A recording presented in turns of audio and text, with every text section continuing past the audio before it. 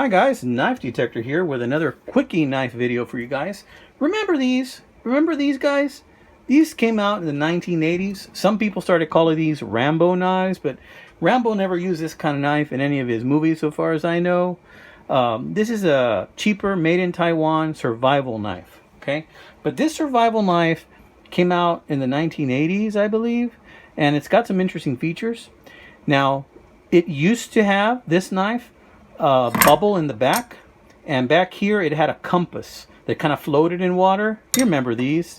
They still make them, I think, but this is an old one. This is from probably the 1980s. Nowadays they make some other copies of them, basically the same knife, but the handle I think might be plastic, and they're green, but this is all metal right here. Now let's take a look at this knife. First thing I want to mention is it does not have the compass in the back, because when I bought it at a pawn shop in Austin, my wife went to go see Oprah that had some series, and Austin was one of those towns. So she went, I dropped her off, my daughter and I went checking out some pawn shops. So I picked this up for 10 bucks at a pawn shop, and it did not have the bubble. It was actually like 20, and I told the girl, hey, don't have the bubble, it's missing that piece right there. And the girl didn't even know that this screwed open and it had a little secret inside, which I'm going to go over that little secret in a bit for those of you that don't know, right? But let's take a look at the blade. You got this mirror finish blade. It's got this semi-functional saw that these ridges are a little bit sharp, so I think it can cut. And then you have a cap lifter, which is pretty cool right there. It does keep a decent edge. It's not surprised because it says it's 420 stainless, and this is made in Taiwan. Now, what I noticed is that even though it was missing the cap here in the end, I had an old Yankee handyman screwdriver that I didn't have any of the bits for. You know those Yankee handyman screwdrivers. They're the kind of screwdrivers that, they're kind of like drills. You push it in and it turns the screw at the same time. They're from about the 1960s or 70s. Anyhow, I popped off the cap of that guy and realized it fits perfectly right here. So I just pop that off. Sorry about that. Knocked you around there. And that's what you get, right? Normally the compass would be right here, but this bad boy just kind of pops right in there. So it kind of fits perfectly, which I think you could probably put some goodies in there to hide, to carry with you if you were to take this to the campground, like maybe some char cloth or something like that. But check this out. Let's get to the secret here. This unscrews as well. See that? And then you have this. And then you have this. Some key rings. What could those possibly be for? And deeper in here, ooh, see if I can get it out. We have this. And then we have these. Let's put that down and examine the contents real quick. Let's start with these key rings. These key rings actually go with this. This is a small wire saw that you can use. If I were to extend this, I could use it to pull and cut a tree branch if I didn't have a saw, or I didn't have an axe or a hatchet. In a pinch, I could attach these key rings right in there and then pull it like that and saw. So that's what that's for. In here, we have some very old matches that are about 40 years old that are falling apart in there and likely do not work anymore. And a little striker to strike them on. Check that out. Doesn't end there, the wealth continues.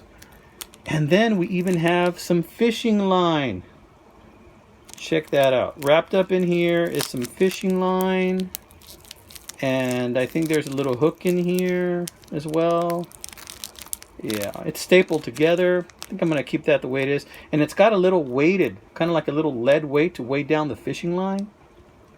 Not bad, huh, guys? See, all of this fits in here, into that section right in there. See that? This is not a full tang knife. It's just screwed on. Now, in a pinch, if you wanted to make a spear, I expect, I don't know if this was the intended purpose, but you could probably cram a long straight branch up through here and fasten it with some cord and make yourself a spear if you needed to, I guess. But Hopefully I'll never be in a situation where I have to spear a wild boar and do that. But anyhow, I wanted to show you this because they still kind of make these around. I don't know if the ones they make still have all of these things inside them. But I was thinking that even with a setup like this, you could put a ferro rod in here. You could put a ferrocium rod. You could put in here, they now make lighters in different configurations. You could fit a lighter in here. You could even fit a flashlight in here. Voila. For example, check this out. Here's a small Maglite flashlight. You could drop that right in there. You take that little Maglite, drop it in there. Oh, it's not going to close with that Maglite. Actually, it doesn't go that deeper, does it? Nope, doesn't look like it'll go that deep. Or will it? I think it might. Let's see.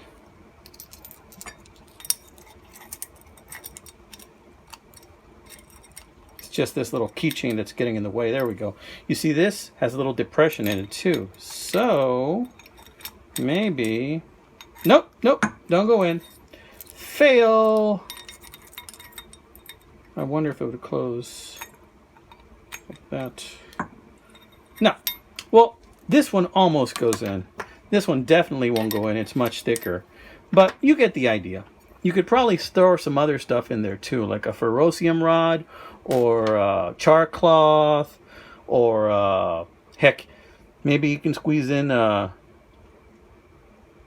some food in there too, in a pinch. Matches, some type of a food source or an ignition source, like maybe some shavings, some pine shavings. Anyway, you're only limited by your imagination of what you can stick in there. You got about, let's see, about 3 inches of space in there you can probably play with. It's pretty cool. I thought this knife was worth mentioning. You know, most people look at these and they just pass on by, and they think, they're just trash, right? And they might be right, but it's like the saying goes, it's better than nothing.